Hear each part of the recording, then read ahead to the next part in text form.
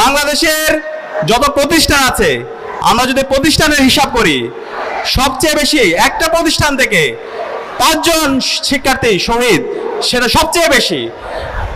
আমাদের এই কামিল মাদ্রাসা থেকে জুলাই বিপ্লবে শহীদ হয়েছেন আমাদের ভাই মুনতাসির রহমান আলিফ ভাই, মোহাম্মদ আদিল, শহীদ শাকিল পারভেজ, উসমান পাটোয়ারি, নাসির ইসলাম।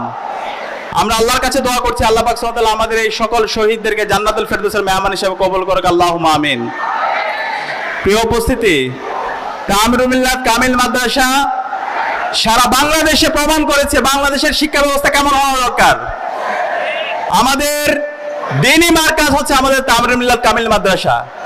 আমরা যে শিক্ষা ব্যবস্থার কথা বলি, যে শিক্ষা ব্যবস্থার মধ্যে নৈতিকতা থাকবে, যে শিক্ষা ব্যবস্থার মধ্যে আবার মডার্নিটি থাকবে, যে শিক্ষা ব্যবস্থার মধ্যে স্পিরিচুয়ালিটি থাকবে, যে শিক্ষা ব্যবস্থার মাধ্যমে নৈতিকতা এবং আধুনিকতার সমন্বয়ে দেশ পরিচালনার জন্য যোগ্য লোক তৈরি হবে, সেটা কামিরুল মিল্লাত কামিল মাদ্রাসা প্রতিষ্ঠার পর থেকে প্রমাণ করেছে।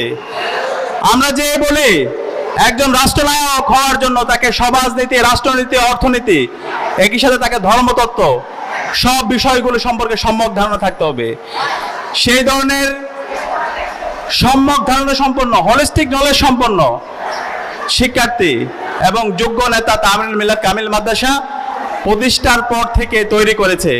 সে কারণে কামিরুল মিল্লাত কামিল মাদ্রাসার প্রতিষ্ঠার সাথে আমাদের যারা রাহাবাররা জড়িত আছে, আমরা তাদের জন্য আল্লাহর কাছে দোয়া করছি, আল্লাহ পাক সুবহানাহু ওয়া তাআলা আমাদের রাহাবারদেরকে জান্নাতুল ফেরদৌসের মেহমান হিসেবে কবুল করুক এবং একই সাথে এই কাজের সাথে শুরু থেকে বর্তমান পর্যন্ত যারা জড়িত আছে তাদেরকে আল্লাহ পাক সুবহানাহু ওয়া তাআলা উত্তম প্রতিদান দান করুক, আল্লাহুম্মা আমিন। প্রিয় শিক্ষার্থী ভাইরা, আমরা যারা মিল্লাতের শিক্ষার্থীরা আছি, আমাদেরকে নতুন বাংলাদেশে আমাদেরকে আরো বেশি যোগ্য হইতে হবে। বাংলাদেশে জুলাই বিপ্লব পরবর্তী শহীদদের আকাঙ্ক্ষার আলোকে বৈষম্যহীন ইনসাফ ভিত্তিক যদি আমরা বাংলাদেশ বিনির্মাণ করতে চাই, তাহলে আমাদেরকে যতগুলো সেক্টর আছে রাষ্ট্র পরিচালনার জন্য, সকল সেক্টরের জন্য আমাদেরকে প্রস্তুতি নিতে হবে। বাংলাদেশের এখন পর্যন্ত ফেসিবাদের দূষররা তারা বিভিন্ন জায়গায় বসে আছে, এখন পর্যন্ত জুডিশিয়ারিতে বসে আছে, এখন পর্যন্ত অ্যাডমিনিস্ট্রেশনে বসে আছে, এখন পর্যন্ত বিশ্ববিদ্যালয়গুলোতে ফেসিবাদের দূষররা বসে আছে, এখন পর্যন্ত কালচারাল ফেসিস্টরা বিভিন্ন ধরনের ষড়যন্ত্র এবং চক্রান্ত করছে। বাংলাদেশের মিডিয়া হাউসগুলোতে এখন পর্যন্ত কালচারাল ফেসিস্টরা জুলাইয়ের বিরুদ্ধে অবস্থান নিয়ে ফেসিবাদের পারপাস তারা সার্ভ করছে। তো সেই জায়গায় যদি আমরা শহীদদের আকাঙ্ক্ষার আলোকে নতুন বাংলাদেশ বিনির্মাণ করতে চাই, তাহলে আমরা যারা মিল্লাতের শিক্ষার্থীরা আছি আমাদেরকে প্রস্তুতি নিতে হবে। আমাদেরকে প্রস্তুতি নিতে হবে আগামীর বাংলাদেশের জুডিশিয়ারি নেতৃত্ব দেওয়ার জন্য, আমাদেরকে প্রস্তুতি নিতে হবে আগামীর বাংলাদেশের অ্যাডমিনিস্ট্রেশনের নেতৃত্ব দেওয়ার জন্য, আমাদেরকে প্রস্তুতি নিতে হবে বাংলাদেশের বিশ্ববিদ্যালয়গুলোতে নেতৃত্ব দেওয়ার জন্য, এবং আমাদেরকে প্রস্তুতি নিতে হবে আগামীর বাংলাদেশের নেতৃত্ব দেওয়ার জন্য। তো সেই নেতৃত্বের জন্য আমাদেরকে জ্ঞান এবং যোগ্যতায় আমাদেরকে অনন্য উচ্চতায় নিয়ে যেতে হবে। এবং আমি বিশ্বাস করি মিল্লাতের আমাদের উস্তাদরা যেভাবে আমাদেরকে গাইড করছে, আমাদেরকে যে নির্দেশনা দিচ্ছে, সে আলোকে আমাদেরকে প্রস্তুতি নিতে হবে।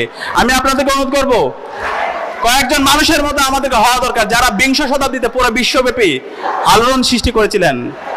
এর মধ্যে ছিলেন আমাদের সৈয়দ আবুল আলা মওদুদী রহমতুল্লাহ আলাই, যিনি তার লেখনের মাধ্যমে পুরো বিশ্বব্যাপী এবং বিশেষ করে সাউথ এশিয়ার মধ্যে তিনি আলোড়ন তৈরি করেছিলেন। এরপর হচ্ছে নাজিমউদ্দিন আলবাকানের নাম আপনারা জানেন, যিনি একই সাথে একজন রাষ্ট্রনায়ক ছিলেন, একই সাথে একজন বিজ্ঞানী ছিলেন। ইউরোপের মধ্যে তার ইনোভেশন এবং ক্রিয়েশনের মাধ্যমে পুরো বিশ্বর বুকে তিনি তার কাজের মাধ্যমে নজির স্থাপন করেছেন।